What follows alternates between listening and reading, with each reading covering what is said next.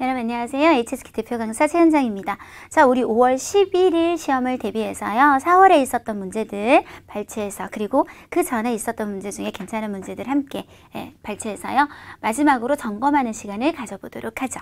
자, 독해 1부분인데요. 문장 분석형 문제는 너무 중요한 것 같아요. 일단은 매번 나오는 거는 말할 필요가 없고 너무 그 10문제 중에 얘가 차지하는 비중이 너무 커요. 우리 정말 잘해야 되는데 문장 분석형 문제에서 주로 체크하는 거는 이 학생이 쭉 그냥 문장을 읽는 게 아니라 구조를 잘 파악을 하냐를 파악하고 체크를 하는 파트라고 생각하시면 됩니다. 그래서 예를 들어서 뭐 주어, 서술어, 목적어를 하려고 하니까 목적어 없는 경우 이런 것도 되게 많이 나오고요. 목적어 있는데 이렇게 둘이 짝이 전혀 안 맞는다거나 뭐 주어 목적어가 안 맞는다거나 어쨌든 뭔가 이 구조를 보다 보니 좀 이상하게 꼬이는 경우라고 생각하시면 될 것 같은데요. 55번 한번 볼게요. 和职业选手不同的 주어예요. 직업적인 선수들, 완전 전문 프로 선수들과 좀 다른 점은 입니다 한 다음에 목적어 호흡이 굉장히 길죠. 요 안에서 또다시 우리가 또 구조 분석이 들어가야죠. 그는 매요 없어요. 경험이. 이까지 좋았거든요, 사실은. 근데 이거 어떡할 거죠? 이 방면의 전문적 훈련. 굉장히 생뚱맞잖아요. 끝나는데 뭐 하는 소리냐는 거죠. 뭐 이걸 쫙 빼버리는 것도 좋은 방법이 물론 될 수 있겠지만 우리가 이걸 꼭 쓰고 싶다면 훈련이 목적어가 돼야지 경험이 목적어가 되어서는 안 되겠죠. 그리고 매요 훈련도 또 말이 안 되죠. 그러면 동사를 하나 새로 만들게요. 우리 훈련을 보통 받는다고 해요. 그래서 그는 훈련을 받은 적이 없어요 해서 受过라고 동사를 쓰고 그렇게 되면 이 메이요는 동사가 아니라 부정부사로 수식 받은 적이 없다. 그는 이 방면에 전문적인 훈련을 받은 적이 없다는 것이다. 이렇게 구조를 잘 보면서 가셔야 된다는 거. 자, 계속 한번 가볼게요. 根据什么什么统计 어떤 통계에 따르면 뭐 이런 거는 전사 구조예요. 자, 蜜蜂 꿀벌이 酿 만드는 거. 우리 특히 술 만들다 할 때 酿지오라는 말 많이 써요. 한 근의 꿀을 만들려면 요까지는 크게 문제가 없죠. 대략 要采集 채집을 하고 모아야 된대요. 목적어 어디 갔어요? 그쵸? 50만 두어라고 하는 말은요. 우리가 두어는 뭘 세는 양사냐면 꽃을 세는 양사잖아요. 그쵸? 그래서 목적어가 없죠. 지금 아까 제가 없는 경우 있다 그랬잖아요. 굉장히 잘 나오거든요. 네. 그리고 제가 보는 시각은 꽃을 얘네들이 채집하는 게 아닌 것 같거든요. 꿀벌들은 꽃 가루를 모으는 거 아닌가요? 그래서 조금 더 정확하게 하면 50만 송이 꽃의 화粉꽃가루를 채집해야 된다가 더 맞는 말인 거로 보입니다. 그래서 이런 식으로 구조를 보면서 푸는 문제 정말 많이 나오고요. 요즘 한 전체 10문제 중에 한 문제, 많으면 2문제가 나오는 게 관련사 문제인데요. 관련사 문제에서 최근에 가장 많이 나왔던 것 중에 하나는 짝이 너무 이상한 거. 예를 들어 뭐 수이란 했는데 뒤에 뭐 소이가 있다든지 이건 뭐야? 이런 경우가 굉장히 요즘은 많이 나왔었어요. 여러분들 이것만 보지 말고 요 앞에 제가 2019년 1월부터 계속 지금 적중 특강을 찍고 있잖아요. 보시면 어느 정도 이 공통성을 좀 발견할 수 있을 겁니다. 오늘 같은 경우에도 아주 말이 안 되는 관련사를 하나 썼어요. 자, 이 추라는 말을 썼는데 우리가 이를 쓰게 되면요. 앞에 문장을 편의상태 A라고 할게요. 뒤에 문장을 B라고 하면 앞에 A 함으로써 B 하단데 여기에 어떤 단어가 들어가냐에 따라서 굉장히 다양한 뜻을 나타내요. 예를 들어 미엔을 넣게 되면 이미엔 구조가 되면서 A 함으로써 B를 피하고 이런 일이 생기지 않게 하다가 되겠고요. 자, 예를 들어서 요거는 발음이 똑같아도 제하고는 한자가 좀 다르죠. 이 쯔를 쓰게 되면 이거는 쯔라는 글자는 사실 뜻의 베이스는 따오하고 똑같아요. 어떤 결과에 도달하다, 이르다. 그래서 A 함으로써 B라는 결과에 도달하다, 이르다. 요건 뭐 좋은 결과일 수도 있고 나쁜 결과일 수도 있겠죠. 근데 지금 우리한테 나와 있는 이 글자는 5급 동사 따오쯔를 보면 굉장히 잘 이해가 갈 텐데 따오쯔라는 5급 동사는 이 자체가 항상 부정적인 결과를 초래하고 야기시키기 때문에 이 쯔는 A 함으로써 B라는 나쁜 결과를 초래해야 돼요. 근데 앞에 내용을 보실래요? 他们的努力, 그들의 노력이 见效了, 효과를 보게 되었어요. 새로운 이런 산업 규모가 점점 커지는 건 굉장히 좋은 일이잖아요. 근데 이런 나쁜 결과를 초래했다. 전혀 색채가 맞지 않는 접속사를 썼구나.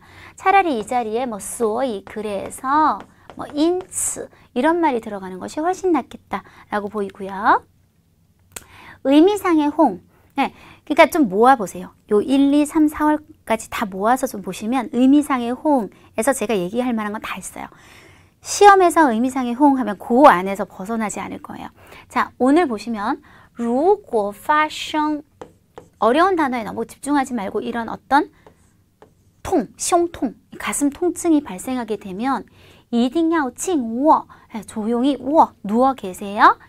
치에우라는 말 자체가 절대 뭐뭐 하지 마라는 말이죠. 그러면 여러분 절대 뭐뭐 하지 마라라는 말을 했다는 거는 뒤에 뭔가 부정적인 내용이 들어와야 돼요. 그쵸? 그래야 이걸 안에서 좋게 갈 수 있잖아요. 근데 이만큼을 봐야 되는데 삐면 피하다, 망무, 맹목적으로 자기 멋대로 막 돌아다니는 걸 피하는 거는 긍정적인 얘기잖아요.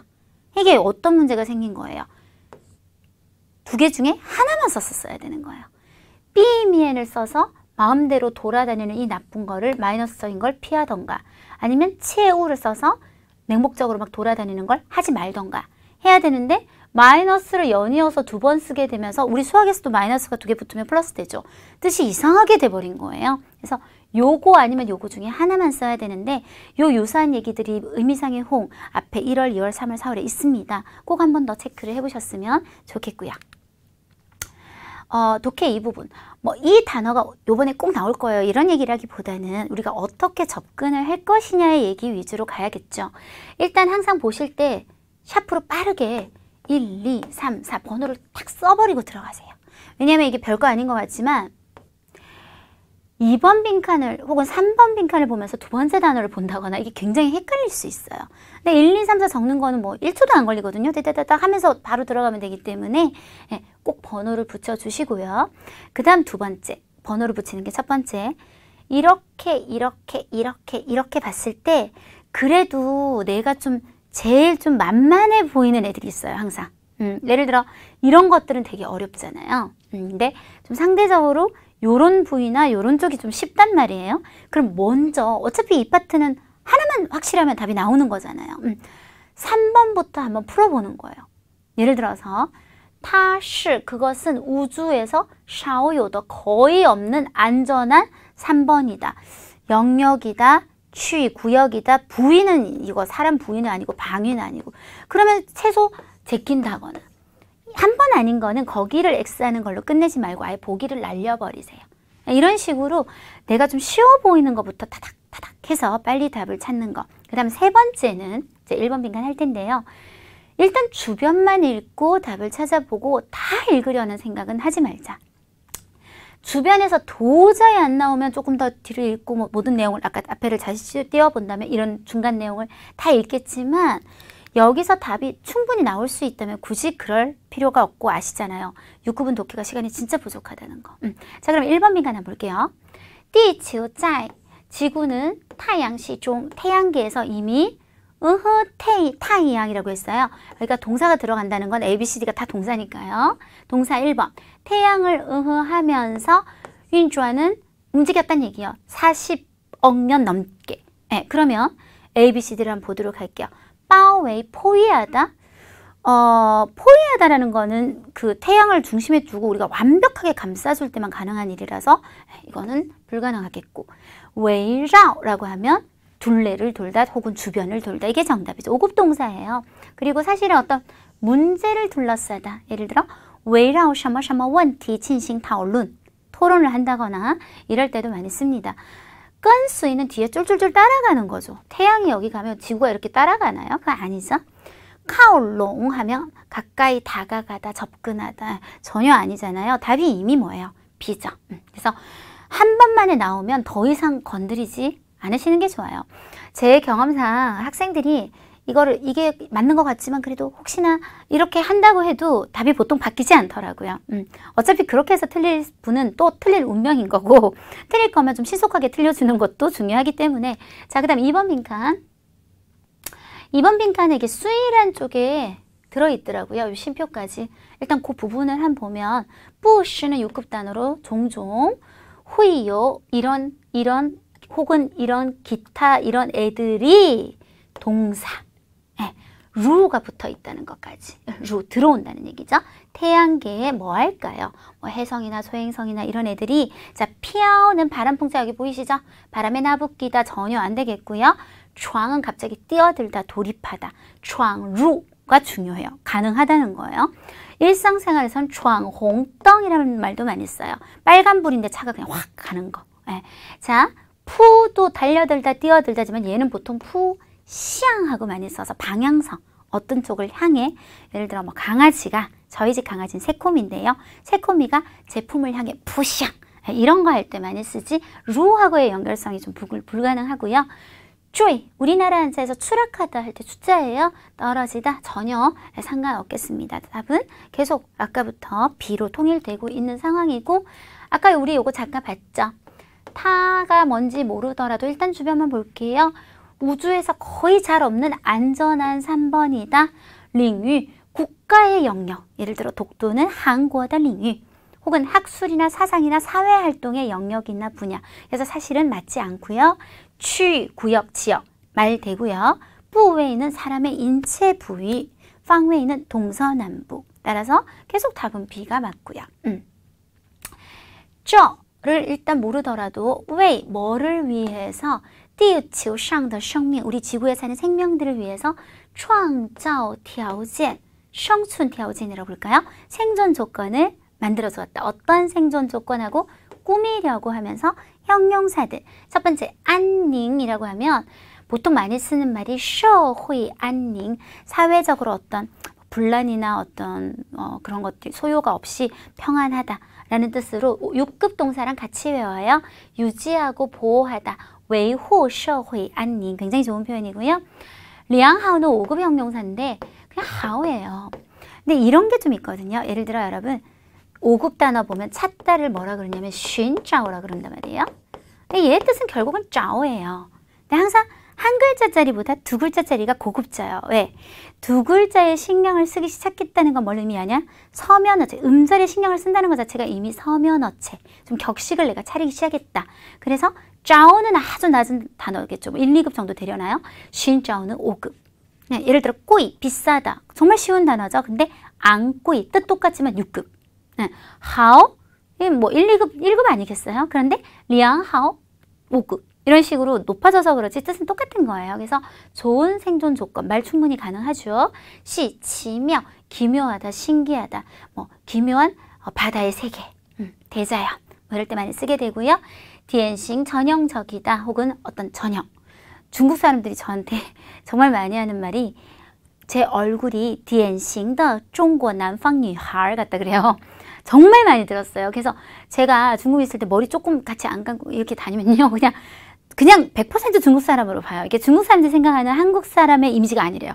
완전 중국 여자처럼 생겼다고 그렇게 한두 명이 얘기한 게 아니라 제가 본 모든 중국 사람들이 얘기를 하더라고요. 그래서 저한테 아주 전형적인 너는 중국 남방 여자처럼 생겼어 라고 얘기할 때도 전 정말 많이 들었어요. 어쨌든 정답은 B가 되겠습니다. 그래서 이런 식으로 접근을 하라는 의미가 되겠고요.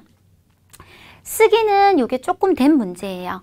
그치만 한번 연습을 해보는데 좋을 것 같아서요. 들고 왔는데 주인공 이름이 리루이였어요. 그날 주인공 이름을 내가 쓰는 걸 깜빡했어. 어떻게 될까요? 망하겠죠? 그냥 그 시험은 끝이겠죠? 반드시 외워야겠죠? 중요 표현으로는 수족관, 수이주관, 그리고 상어, 샤유. 엄청 어려워 보이지만 절대 그렇지 않아요. 이게 딱 보면 발음이 샤, 모래사자하고 비슷하니까 이거 쓰는 거고 고기가 어차피 뜻을 나타내고 중국어의 대부분은 뜻을 나타내는 부위, 발음을 나타내는 부분에서 형성자잖아요. 그래서 이렇게 쓰는 거 가만히 생각해보면 어렵지 않고요. 총 10달러. 자, 항상 얘기합니다. 10달러가 너무 많아요.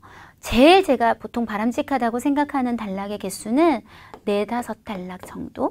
네. 요약 쓰기를 했을 때는. 좀 적으면 뭐 3달락 해도 되고 조금 많으면 정말 어쩔 수 없다. 그럼 6달락까지는 어떻게 봐준다 하더라도 7부터는 안 돼요. 왜냐하면 우리가 지금 천자의 글을 400자로 줄이는 것은 수학적 표현으로 하자면 40%를 줄이는 겁니다. 그런데 단락을 시작하면 이제 2칸을 띄우게 되죠. 2칸을 띄우고 이제 적기 시작했어요. 단락을 원고지에. 쓰다 보면 원고지 끝까지 딱 가는 게 아니고 단락이 끝나잖아요. 보통. 그러면 한 몇 칸 정도는 또 낭비를 하고 또 바꿔요. 2칸 띄우고. 자꾸 이런 식으로 그래도 얘는 다 썼다 쳐요. 뭐. 하지만 또 그 다음 거는 뭐 여기서 끝났어. 낭비하는 공간이 이런 식으로 나오게 되면요. 우리 정말 30% 써야 돼요.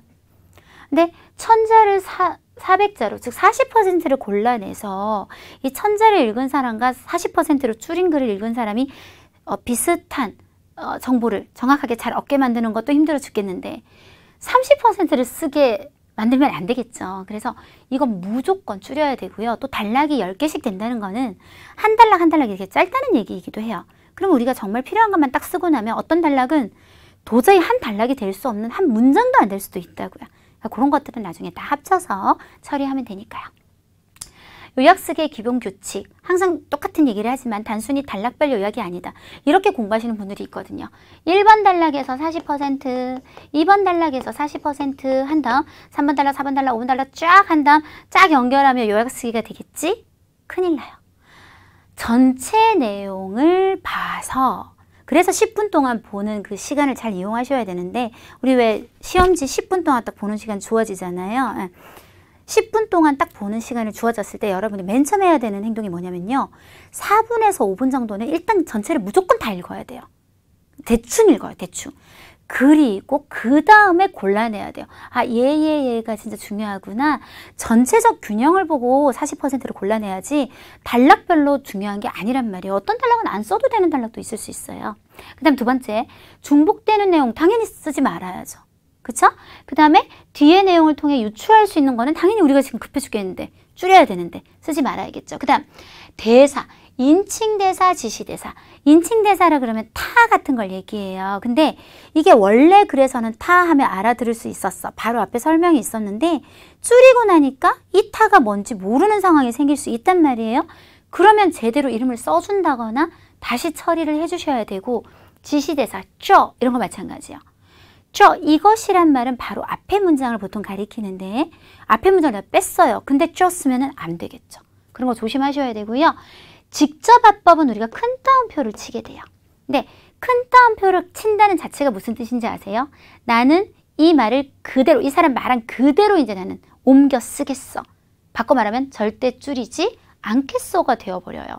근데 이 인물이 하는 말이 굉장히 긴데 여러분 그걸 안 줄이고 다 쓴다? 안 되잖아요. 그래서 직접 화법은 반드시 간접 화법으로. 물론 그 말이 굉장히 짧고 너무 한 6글자, 7글자밖에 안 돼요. 그러면 쓰셔도 돼요. 근데 길다면 반드시 간접 화법으로 바꾸셔서 예를 들어서 워라고 말했던 게 이제 간접 화법이 되면 타가 된다든지 이렇게 바뀌게 되겠죠. 그런 것들을 조심하셔야 되겠고요. 좀 이제 마지막 욕심은 이거예요. 우리가 여기 내용을 쓰고 바로 여기를 썼다고 쳐요.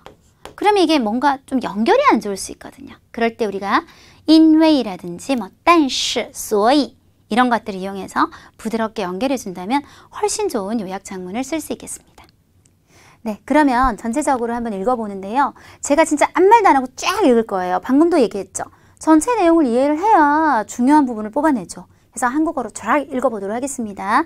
리로이는 수족관, 우리 보통 아쿠아리움이라고 하는데 수족관의 사장이고 이 수족관은 집안 대대로 전해 내려오는 것이고 성장 환경의 영향으로 어렸을 때부터 수중동물에게 각별한 애정을 갖고 있었으며 성장 후에는 해저 촬영에 빠져 여러 번 물의 잠수에 들어가 동물들과 친밀하게 접촉했다. 수족관을 넘겨받은 후부터 그는 수족관을 특색 있게 만들려고 체험하는 방식으로 사람들이 신비한 해양세계를 탐색할 수 있게 하려 했다. 자, 2번 달라. 리로이는 자신이 사랑하는 동물들과 같은 공간에 있기를 좋아했고 그것은 그가 잠시 걱정을 잊게 만들었다. 하루는 그가 상어 수족관에 잠수에 들어갔는데 이것은 그가 4번째로 잠수에 들어간 것이었지만 그를 제외하고는 그가 이렇게 위험한 행동을 한다는 것을 아는 사람은 없었는데 그러나 이번에는 때마침 그를 찾아온 아내와 5살 된 아들에게 목격되었다. 아들은 처음에는 좋아했으나 잠시 뒤 그가 상어 무리에 있는 것을 보고 놀라 소리쳤다. 빨리 아빠를 구해야 해. 3번 단락. 며칠 후 리루이의 친구가 그의 집에 와서 며칠 묵게 되었는데 아들은 어쩔 수 없이 부모님 방에서 자게 되었고 끊임없이 불평했다. 왜 저 아저씨가 내 방을 차지하게 한 거야? 만약 내일도 안 가면 수족관에 가서 상어들과 함께 자게 할 거야. 리루이는 울 수도 없었지만 아들의 말은 그로 하여금 눈이 번쩍 뜨이게 했고 뭔가 대담한 창의력이 떠오르게 되었다. 다음날 리루이는 곧장 수족관으로 왔으며 그는 이미 설계사와 약속이 되어 있었고 자신의 상상 속의 수종 세계를 나타내고 싶었다. 설계사는 그의 생각을 들은 후 너무 허황되고 만에 하나 상어가 자극을 받아 의외의 사고라도 나면 어떡하나 생각했다. 그래서 리루이는 전문가를 찾아 전문적으로 상어의 성격과 생활 습관을 연구했고 결론을 얻었다. 밤이 된 후 프레쉬로 사진을 찍지만 않으면 빛을 싫어하는 상어를 건드리지 않을 것이고 이렇게 하면 위험이 발생할 가능성을 배제할 수 있었다. 그러나 설계사와 리루이는 경솔하게 행동하지 않고 가장 튼튼한 재료를 선택했고 몇 달간 정성을 들여 만들어 상어 수족관에 10평방미터 정도의 투명한 방을 세웠다. 이 방은 10m 깊이의 물속이 지어졌고 안에는 기본 생활 시설이 갖추어져 있었는데 화장실을 제외하고 침대도 있었다. 방 출입은 사다리로 했다. 하중의 문제를 고려해서 리루이는 숙박하는 2명의 투숙객의 체중 합계가 190kg을 넘어서는 안 된다고 요구했다. 8번 방이 지어지고 리루이는 먼저 아들과 수족방에서 하룻밤을 체험했다. 아들은 밤새도록 즐거워했고 처음 아빠가 상어 수족관에 잠수해 들어간 것을 봤을 때의 두려움은 일찌감치 잊어버렸다. 후에 친구도 체험을 하러 왔는데 비록 그는 각국의 아름다운 풍경을 본 적이 있지만 이렇게 근거리에서 상어와 접촉하는 것은 처음이었고 그래서 그도 흥분한 마음을 감추지 못했다. 아이고 힘들어. 수족방이 나온 후 수족방이 이제 출시가 된 후 이런 느낌이에요. 나중에 할 건데 상어와의 동침에 도전하고자 하는 사람이 끊이지 않았다. 비록 방은 협소했지만 전체가 투명한 유리는 사람들로 하여금 360도 사각지대 없이 상어 수족관에 35마리 상어를 감상할 수 있게 했고 따라서 많은 모험을 좋아하는 여행객들의 환영을 받았다. 당신은 상어와 하룻밤을 잘 수 있겠습니까? 조용한 밤에 자신의 호흡 소리를 들으며 상어를 세며 꿈나라로 가는 것은 당신에게 스릴 있고 자극적인 감각적 체험을 가져다 줄 뿐 아니라 당신으로 하여금 상어가 결코 전설 속의 냉혈 샤쇼 킬러가 아니라 해양 생태체계의 평형을 유지하고 보호하는 관건이며 마땅히 보호를 받아야 함을 깨닫게 해줍니다. 리루이는 수족관을 위해 광고를 했을 뿐만 아니라 당초의 목표도 실현했습니다. 즉 자신만의 스타일을 만들어낸 거죠. 전체 내용을 읽는 이유를 아시겠죠? 반드시 읽으셔야 돼요. 먼저 읽어보셔야 우리가 뺄 거, 넣을 거를 판단할 수 있게 돼요. 네, 그러면 이제 우리가 중요한 표현을 한번 뽑아내 보도록 하겠습니다. 지금 요 1번 단락에서요. 가장 중요한 건 리루의 신분, 수족관의 사장이고 그 다음에 이거 뭐 어렸을 때부터 대대로 내려왔던 건데 자기가 물려받았다는 거는 중요하지 않겠죠. 왜냐하면 지금 사장인 것이 중요하니까. 그 다음 마지막에 그는 수족관을 특색 있게 만들려고 체험하는 방식으로 사람들이 신비한 해양세계를 탐색할 수 있게 하려 때 이거 쓰는 게 좋은 게 이 다음에 왜 리루이는 그런 독특한 생각을 하게 됐는지를 우리가 이해하는데 배경이 되기도 하고요. 그리고 나중에 끝낼 때 한 번 더 얘기할 건데 맨 끝과 연결이 돼요. 이 내용이. 그래서 리루이 是一家水族馆的老板이다. 그 다음에 그는 바점을 써서 水族馆 수족관을 做出特色 특색 있게 만들려고 用体验的方式 체험하는 방식을 사용해서 일링이라는 말을 원래 썼었어요. 근데 이 말이 어려우면 그냥 시인이라는 말도 괜찮을 것 같아요. 사급 동사니까 이건 쉽잖아요. 매료시키다, 사람들을 끌어당기다. 그래서 시인人만 혹은 일링人만 사람들을 끌어당겨서探索, 탐색할 수 있게 神秘的海洋世界, 신비한 해양 세계를 탐색할 수 있게 하고 싶었다라는 내용이 1번 단락에 들어가면 딱 그냥 적당할 것 같아요. 그 다음 2번 단락은 리루이는 자기가 좋아하는 동물들과 있기를 좋아해서 이거 있죠. 하루는 그가 상어 수족관에 들어갔는데 그게 4번째였는데 합쳐서 하루는 4번째로 들어갔는데 아내한테 그리고 아들한테 들켜서 아들이 기겁하는 거로 바로 넘어가면 딱 정리가 돼요. 해볼까요? 리루이 喜欢 끈 누구와요? 自己喜爱的动物们 자기가 좋아하는 동물들과 待在同一个空间里 같은 공간에 있는 것을 굉장히 좋아했어요. 그래서 有一天他第四次 바로 합쳐버리면 되잖아요. 4번째로 잠수에 들어가다 潜入 샤위관, 상어 수족관은 우리가 조금 넣어줘야겠죠. 샤위관에 들어갔는데 다른 사람 몰랐다. 다 필요 없고 딴 이번에는 这次 때마침 뭐 안 써도 되지만 넣으면 恰好 누구에게 목격 당한 거니까 빼이를 써야겠죠. 被看到 누구한테요? 妻子和5岁的儿子한테 被看到한 거죠. 그럼 다시 정리를 하면 제가 어수는 막 마음대로 말했는데요. 但这次被妻子和5岁的儿子看到了. 네, 이렇게 하시면 되겠습니다. 아들은 처음에는 좋아한 게 중요한 게 아니라 나중에 놀라 소리쳐야 돼요. 儿子吓得大叫, 놀란 정도가 막 큰 소리 쳤어요. 이런 건 큰 따옴표 그대로 해도 돼요. 왜? 별말 없으니까요. 깡콰이 치우치우 빠바, 빨리 아빠를 구해 라고 소리쳤다. 네, 가장 중요한 거 읽기를 좋아해서 들어갔다 들켜서 아들이 놀랐다. 이렇게 들어가면 거의 대부분의 내용이 들어갔다고 보이죠. 며칠 후 리루의 친구가 그의 집에 와서 묵게 되는 거는 배경에 깔 수밖에 없어요. 왜냐하면 이 아들이 불평을 하게 돼야만 리루이가 이 아이디어가 떠오르거든요. 그래서 几天后李如意的朋友来他家借住라는 말을 쓰는데요. 그냥 주 쓰셔도 돼요. 빌려서 잔다는 말은 며칠 그냥 잠시 묵는다는 얘기예요. 借住了几天 하게 되었는데 아들은 儿子 被迫하면은 억지로 압박당해서 어디서 자게 됐다? 네. 在父母的房间에서 睡在父母的房间에서 자게 되었다. 그리고 不停地抱怨 계속 불평을 했어요. 얘가 한 말을 다 쓸 수는 없거든요. 그러면 우리는 큰 따옴표를 포기함과 동시에 불평한 내용을 바로 설명하는데 왜 저 아저씨가 내 방을 차지하게 한 거야는 진짜 중요한 말이 아니에요. 우리는 뭐가 중요하냐면 만약 내일도 저 아저씨 안 가면 수족관 가서 상어들과 자게 할 거야. 이 말이 엄청 중요한 말이거든요. 그래서 바로 큰 따옴표 빼고 如果 그리고 明天 안 쓸 거예요. 明天은 이 아이가 말하는 시점을 그대로 직접합법으로 쓰면 明天이지만 우리가 그냥 풀게 되면 第二天이에요. 第二天 내일이 그의 입장에선 내일이 우리가 객관적 서술을 하면 다음 날이 되는 거죠. 第二天 빠바다 펑이오를 넣어줘야만 누가 안 가는지 우리가 알 수 있어요. 왜? 아저씨를 우리가 뺐잖아요. 그죠? 빠바다 펑이오还不走让他去水族馆 가서 跟鲨鱼一起睡 하겠다고 말했는데 이 아들의 말이 그로 하여금 눈이 번쩍 뜨이고 했고 대담한 창의력이 떠올렸다. 중요한 건 대담한 창의력이 떠오르게 만들었기 때문에 儿子的话让他有了一个大胆的创意 아주 대담한 창의력이 떠오르게 만들었다. 이렇게 하시면 되겠고요. 4번 탈락. 다음날 리루이는 곧장 수족관, 당연히 수족관에 왔겠죠. 자기 수족관에. 그게 중요한 게 아니라 설계사와 이미 약속을 한 거.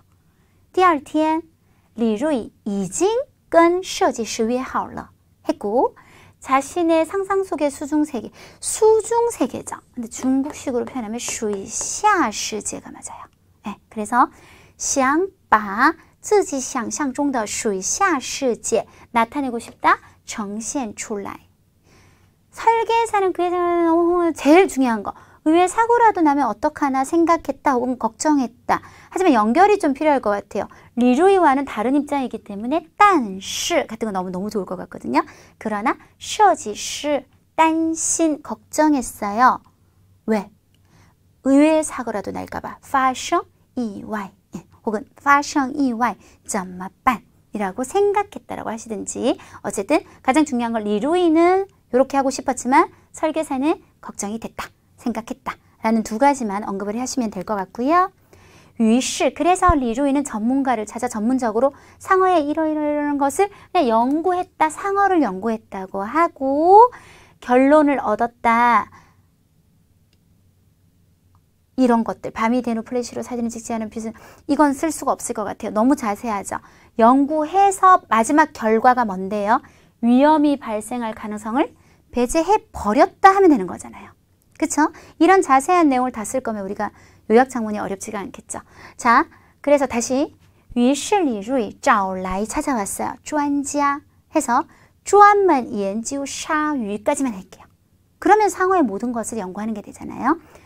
最后 마지막으로 혹은 终于 마침내 뭐 이런 걸 넣는다거나 해서 연결을 해주시고 排除了 배제했다 뭐를 发生危险的可能性 위험이 발생할 가능성을 배제했다. 이렇게 넘어가면 굳이 중간에 어떤 성질이 있었고 이런 거는 중요하지가 않게 될 것 같아요. 자, 요건 그러나가 우리는 지금 안 어울려요.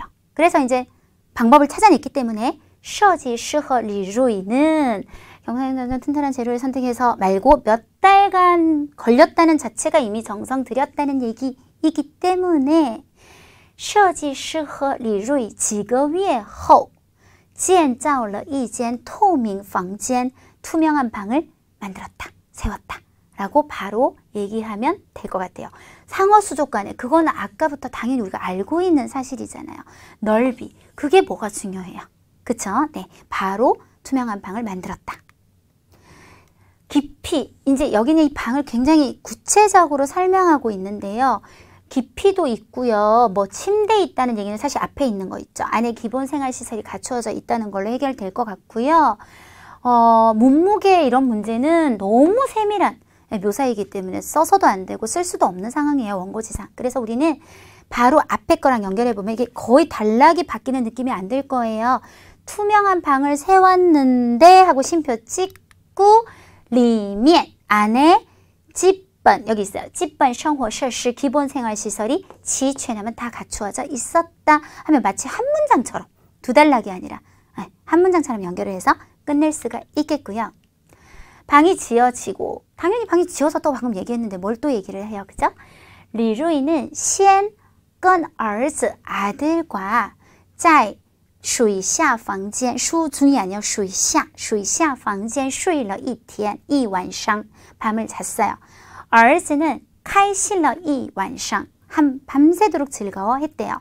그래서 처음 아빠가 왔을 때 두려움을 일찌감치 잊어버렸대. 이건 중요하지 않죠. 즐거워했다는 자체가 두려움은 이미 사라졌을 상태이기 때문에 后来李如意的朋友也来体验 체험하러 왔는데 결과적으로 그도 흥분한 마음을 감추지 못했다. 굉장히 어려운 표현을 썼거든요. 실제는 난 옌盖的 옌 가리지 못했다. 兴奋之情 흥분한 감정을. 근데 너무 힘드시면 非常兴奋 타 예 왜 예요? 이미 아들이 나왔으니까.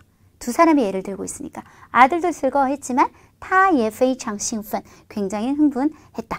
자, 두 사람이 이제 굉장히 좋은 반응을 보였어요. 그래서 水下房间 推出한단 말 쓰죠. 어떤 시장이나 이런 것에 새로운 신기술이나 제품을 내놓을 때 推出后 상어와의 동침에 도전하고자 하는 사람이 끊이지 않았다. 자, 비록 방은 또 협소했지만 이럴 수 있었다. 환영을 받았다는 자체가 끊이지 않았다고 결과적으로 똑같은 말이기 때문에 이 말이 이 단락 전체를 대표할 수 있겠습니다. 상어와의 동침에 도전하다, 挑战 이란 5급 동사 어떤 것, 꽁미엔 왜 큰 따옴표를 쳤을까? 비유적이니까 진짜 상어랑 이렇게 껴안고 막 자는 게 아니니까. 그래서 비유적인 표현으로 썼기 때문에 和鲨鱼 상어와 公绵的人 이것에 도전하는 사람이 络绎不绝 끊이지 않다. 6급 사자성어니까 쓸 수 있으면 너무 좋겠지만 못 쓴다면 다른 표현으로 대체를 뭐 해야겠죠. 그래서 될 수 있으면 络绎不绝를 쓰면 참 좋겠다라고 생각을 했었어요. 6급 사자성어는 우리가 또 평상시에 공부를 어느 정도 한 상태이기 때문에 끊이지 않았다. 그 다음 10번 단락에서 우리는 굉장히 중요한 결정을 내려야 돼요. 갑자기 약간 말투가 이게 약간 인칭이 바뀌는 느낌이요. 당신은 상어와 잘 수 있겠습니까? 이렇게 하면 되게 이런 걸 깨닫게 해줘요. 이거는 과감하게 빼야 될 것 같다는 생각을 들었어요. 우리가 지금 계속 누가 주인공으로 왔죠? 리루이가 주인공으로 왔죠. 근데 이걸 넣으면 일단 너무 내용이 길어지는 건 물론이고 약간 글의 흐름이 한 번 확 깨지거든요. 원래 천자일 때야 얼마든지 멋을 부릴 수 있지만 지금 우리는 기본 정보만 딱 전달해야 되니까 마지막 거 바로 리루이 얘기만 넘어갑니다. 리루이는 왜 뭐뭐일 뿐만 아니라 뭐뭐다 뿌진 하이 뭐 이런 걸 쓸 거야. 뿌진 왜 수이주관 수족관을 위해 做了宣传 선전을 한 효과를 얻었을 뿐만 아니라 还实现了 또 뭐도 실현했다. 当初的目标 애시당초의 목표가 뭐였는지 혹시 기억나세요? 1번 단락 특색 있게 만들고 싶어 했잖아요. 그쵸? 예, 그래서 아까 제가 저걸 좀 쓰고 싶었던 건데 뭐를 실현했다? 요걸 쓸 때는 우리가 포저하우라고 해서 원고지 두 칸에 이렇게 연결해서 즉 그게 뭔지 구체적으로 설명해 줍니다. 뭐를 만들어냈다? 做出了独有的 독특한 자기만의 스타일, 펑거를 만들어냈다. 라고 정리하시면 될 것 같아요. 이렇게 되면 우리가 단락을 한번 재분배를 해볼게요. 1번 단락은 리루이에 대해서 소개하는 거는 완전히 빼야 될 것 같고요. 2번 단락은 리로이가 상어 수족관에 있는 모습을 아들에게 목격당하는 얘기. 예. 그 다음에 세 번째는 그 친구가 와서 그 친구 때문에 짜증난 아들이 하는 말 때문에 아이디어가 떠오르는 것까지. 그 다음 4번, 5번, 6번, 7번이 전부 4번 단락에 들어갈 거예요. 4번, 5번, 6번, 7번이 뭔지 다시 보실래요? 다 연결돼요. 그래서 설계사 찾았는데 설계사가 걱정을 하니까 전문가를 찾아갖고 이제 가능성을 배제하고 둘이서 방을 만들어가지고 그 방 안에 기본 시설을 갖춰줬다까지. 결국은 무슨 얘기다? 방을 만들었다는 거죠. 전문가의 조언을 받아 설계사와 함께 방을 만들었다. 그리고 8번, 9번 단락은 아들과 친구의 체험뿐만 아니라 나중에 사람들의 환영도 받게 되었다. 그 다음 마지막, 아까 마지막 단락을 6번 단락으로 이야기의 마무리. 그는 선전 효과를 얻었을 뿐만 아니라 자신의 애시당초의 목표도 실현하게 되었다. 이렇게 하시면 될 것 같고요. 제목은 유沙与 共眠. 아까 요 앞에 나온 표현을 이용하는 거죠. 동침. 상어와의 동침. 뭐 이런 식으로 가셔도 좋을 것 같고요. 아니면 오늘 중요한 표현이기도 하잖아요. 睡下房间이라는 말로 제목을 하셔도 좋을 것 같습니다. 네, 이렇게 해서 우리 쭉 내용 한번 정리해 봤는데요. 이번 적중특강도 우리 최은정사단의 세 분의 선생님이 함께 준비를 해봤고요. 자, 적중특강이라고 한다고 해서 제가 문제를 딱 이거 반드시 이 문제가 똑같이 나옵니다 라고 적중은 못합니다. 매번 시험 문제는 달라지는 거고요. 단 문제의 형식, 나오는 격식, 그 문제에 접근하는 우리의 어떤 방식, 문제를 푸는 테크닉, 은 항상 적중이죠. 그렇기 때문에 마무리로 여러분이 이 특강과 함께 하신다면 좋은 성적 얻을 거라고 믿습니다. 수고하셨습니다.